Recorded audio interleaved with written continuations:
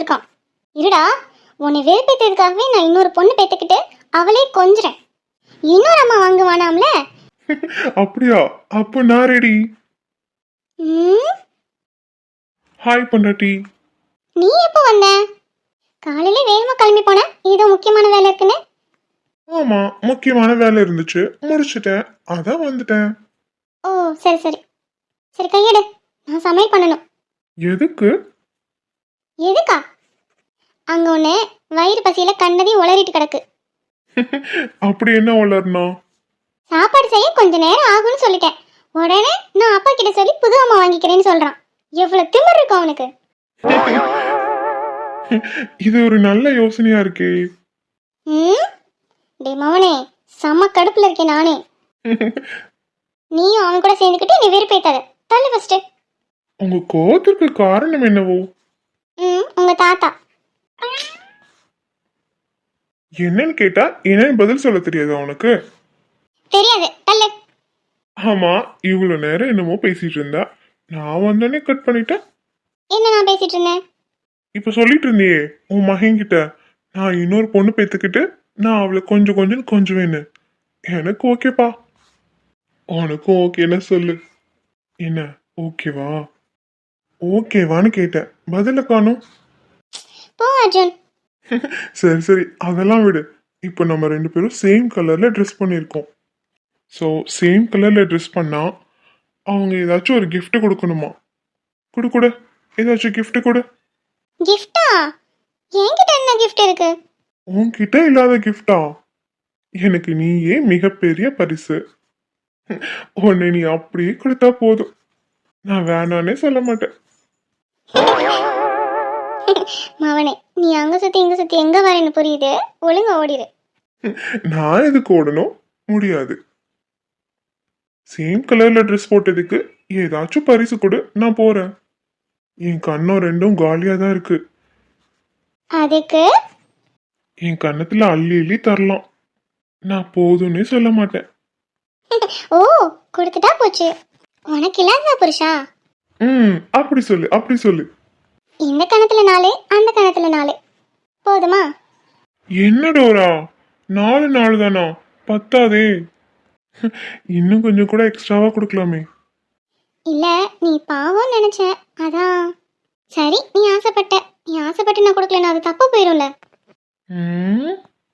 அடியே, இவ்வளவு நேரம் நீ எதை பத்தி பேசிட்டு இருந்த? நான் இவ்வளவு நேரம் அறைய பத்தி பேசிட்டு இருந்தேன். சப்பு சப்புன்னு இந்த கணத்துல 4 அறையும் அந்த கணத்துல 4 அறையும் கொடுக்கலாம் நினைச்சேன். நீ தான் ஆசைப்பட்டு இன்னும் கொஞ்சம் எக்ஸ்ட்ராவா கேட்டிருக்க. எனக்கு ஒன்றும் ஆச்சு பண்ணலப்பா. அது சரி, நான் என்ன கேட்டேன், நீ என்ன தரேன்னு சொல்ற? போடி, உனக்கு ஒண்ணுமே வரல. என்ன வரல? எனக்கு நிறைய கோபம் வரும், அப்பப்ப கொஞ்சம் காமெடி வரும். இதுக்கு மேல என்ன வரணும்? உன்னையெல்லாம் வச்சுக்கிட்டு ஒண்ணுமே பண்ண முடியாது, போ. சரி சரி, அதெல்லாம் விடு. நாளைக்கு நானும் டேவிட்டும் மலேசியா போறோம். மலேசியா போறியா? எதுக்கு? எதுக்குடி போவாங்க? வேலை விஷயமா தான். ஒரு இம்பார்ட்டன்ட் மீட்டிங் இருக்கு, அதை மலேசியால தான் வச்சிருக்காங்க. ஸோ நானும் டேவிட்டும் போறோம். போயிட்டு 2 நாள்ல திரும்பி வந்துருவோம். அட்லீஸ்ட் ஒரு நாளாச்சும் அங்கே தங்கணும். வேலை சீக்கிரமா முடிஞ்சிருச்சுன்னா நான் சீக்கிரமா கிளம்பி வந்துடுவேன். ஸோ அது வரைக்கும் நீயும் அப்புவும் பத்திரமா இருங்க, சரியா? என்னோட இன்னொரு ஏடிஎம் கார்டு உன்கிட்ட கொடுத்துட்டு போறேன். அதோட பாஸ்வேர்டு உனக்கு தெரியும்ல, எதனா வாங்கணும்னா வாங்கிக்கோ. அப்புறம் அப்பு எது கேட்டாலும் வாங்கி கொடு, அவனை அழுக விடாத, சரியா? என்னடா திடீர்னு இப்படி சொல்ற? ஏய் அர்ஜுன், நாங்களும் உன் கூட மலேசியா வரட்டுமா? நாங்களும் இது வரைக்கும் மலேசியா பார்த்ததே இல்லடா. ஏய், இது ஃபேமிலி ட்ரிப் கிடையாது, நாங்க பிசினஸ் விஷயமா போயிட்டு இருக்கோம். எங்க கூட நிறைய பேர் ஒர்க் பண்றவங்க எல்லாம் வருவாங்க, அதனால ஃபேமிலி எல்லாம் கூட்டிட்டு போக முடியாதுமா.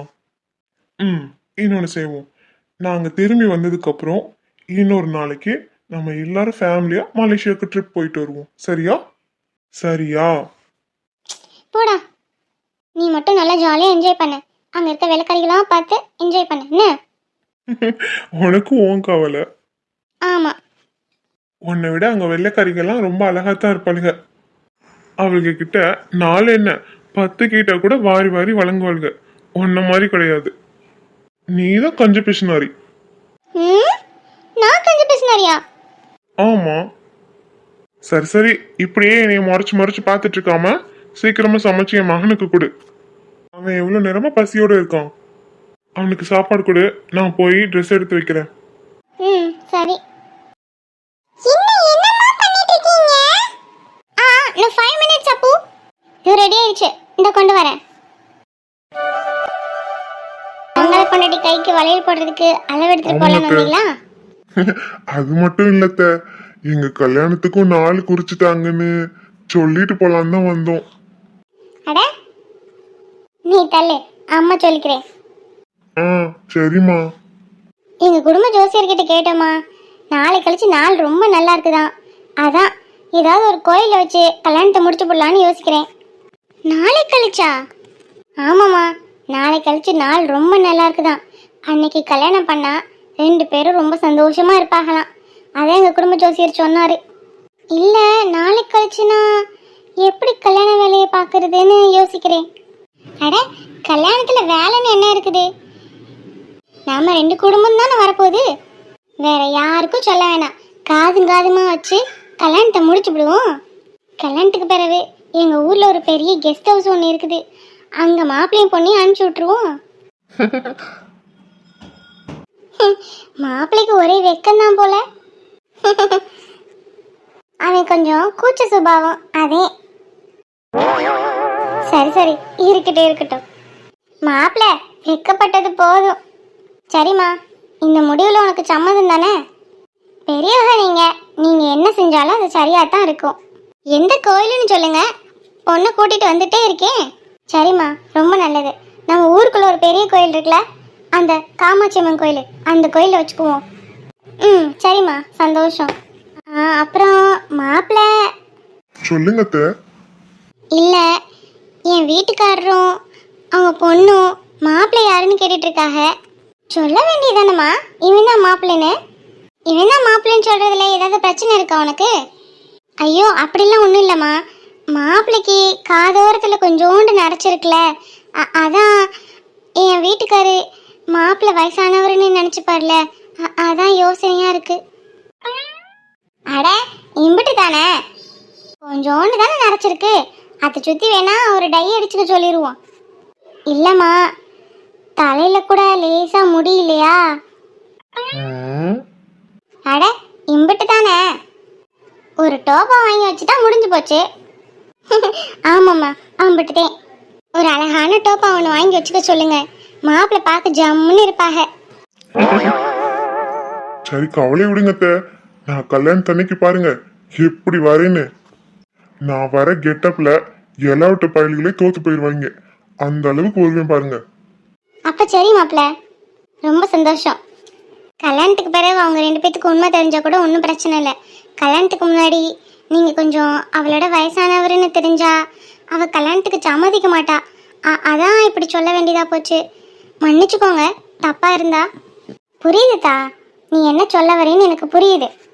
நீ என் மகனை உன் மகளுக்கு கல்யாணம் பண்ணி கொடுக்க சம்மதிச்சதே பெரிய விஷயம். அதனால் நீ என்ன சொன்னாலும் நாங்கள் சரின்னு கேட்போம். கவலைப்படாத. என் மகன் வரும்போது நல்லா ஒரு விக்கோடு தான் வருவான். உன் மகளுக்கும் உன் புருஷனுக்கும் சந்தேகமே வராது. சரியா? ம் ரொம்ப நல்லதுமா. அடடா, என் மருமலே வந்துட்டா. வாங்க பாட்டி, வாங்க மாமா. ஏதாவது குடிக்கிறீங்களா? காப்பி போட்டு கொண்டாடட்டுமா? அதெல்லாம் ஒன்று வேணாத்தா. உன் அளவு வளையல் மட்டும் ஒன்று கொடு. உனக்கு தங்கத்தில் வளைவி செஞ்சு போடணுன்னு என் மகன் ஆசைப்படுறியான். ம் தேவி, நீங்க பேசிட்டு இருங்க, என் வீட்டுக்காரர் கூப்பிடுறாரு, என்னன்னு கேட்டுட்டு வரேன். ம் சரிதா, போயிட்டு வா.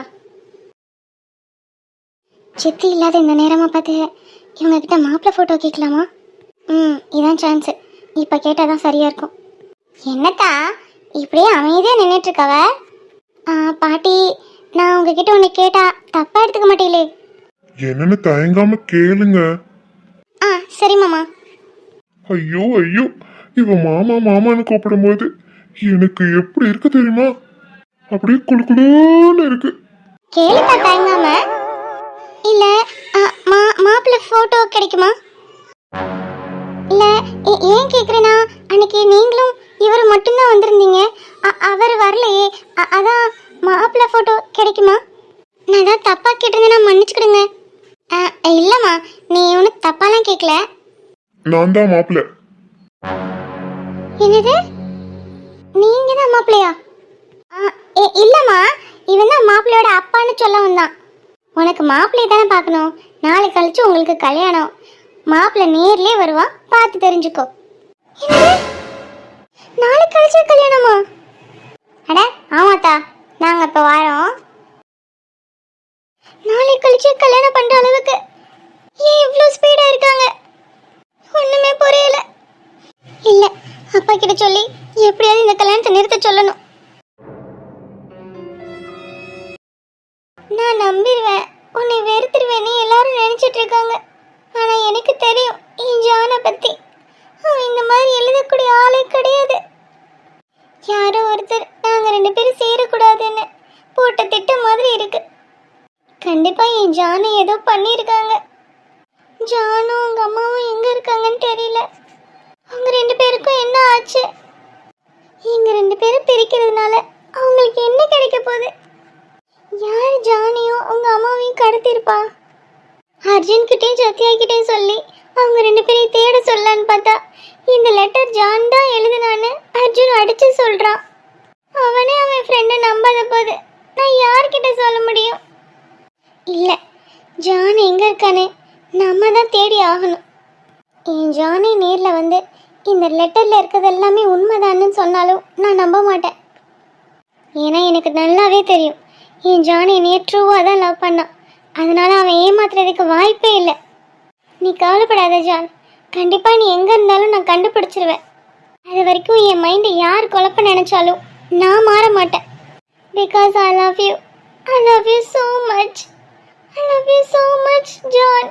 எங்க இருக்கடா? I miss you so much. சீக்கிரமா என்கிட்ட வந்துரு ஜான். இங்க பேசுறவங்க வாயெல்லாம் அடைக்கிற மாதிரி சீக்கிரமா என்கிட்ட வந்துருடா.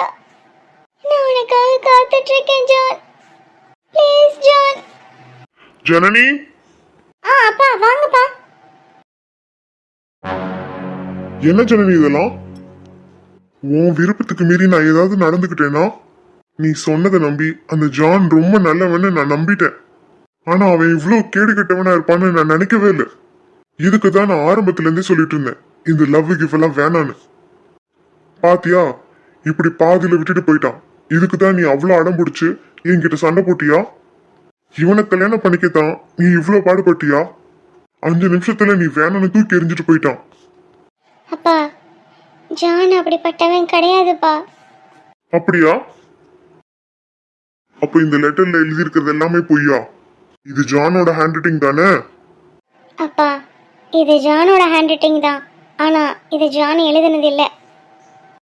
அது எப்படி நீ இவ்வளவு உறுதியா சொல்ற? எனக்கு தெரியும்பா என் ஜானை பத்தி. அவன் இந்த மாதிரி என்னை பாதியிலலாம் விட்டுட்டு போக மாட்டான்.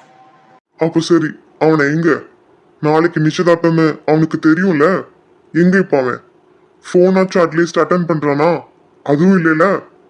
அப்போ இதெல்லாம் வச்சு பார்க்கும்போது இந்த லெட்டர்ல இருக்கிறது உண்மைதானே எனக்கு நல்ல தெளிவா தெரியுது. அண்ணே, அது வேற ஒண்ணும் இல்லை அண்ணே. அந்த ஜான் மேல இவ காதல் முகத்துல இருக்கா. அதனாலதான் அவன் என்ன செஞ்சாலும் அவளால ஒத்துக்க முடியல. அவன் தான் இவ வேணான்னு விட்டுட்டு போயிட்டால. இப்ப கூட ஒன்றும் இல்லை, நிச்சயதார்த்தத்தை அஜய்க்கும் ஜனனிக்கும் வச்சுக்குவோம். இவ ஒருத்தனை லவ் பண்ணதாகவும் அது நிச்சயம் வரைக்கும் போனதையும் நான் மறந்துடுறேன். ஒழுங்க மரியாதையா எல்லாத்தையும் மறந்துட்டு என் மகனை கல்யாணம் பண்ணிக்க சொல்லு. சரி சிவகாமி, என்ன அத்தை சொன்னது கேட்டுச்சா? அவன் நீ வேணான்னு விட்டுட்டு போயிட்டான். இனிமே அவன் நம்மளுக்கு தேவையில்லை. நீ சொன்னதை நான் கேட்டேன்ல. உனக்காக என் கௌரவத்தெல்லாம் விட்டு கொடுத்து இன்னொரு மதத்து பையனை கல்யாணம் பண்ணிக்கிறதுக்கு நான் சம்மதிச்சேன்ல. இப்போ நீயும் எனக்காக இதுக்கு சம்மதிச்சுதான் ஆகணும். நாளை கழிச்சு உனக்கும் அஜய்க்கும் நிச்சயதார்த்தம். யார் என்ன சொல்லி தடுத்தாலும் அது கண்டிப்பா நடந்தே தீரும்.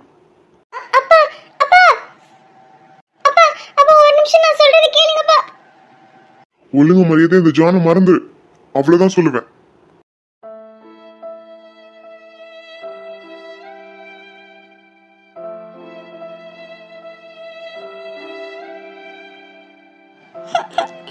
ஜான், சீக்கிரமா வா ஜான், சீக்கிரமா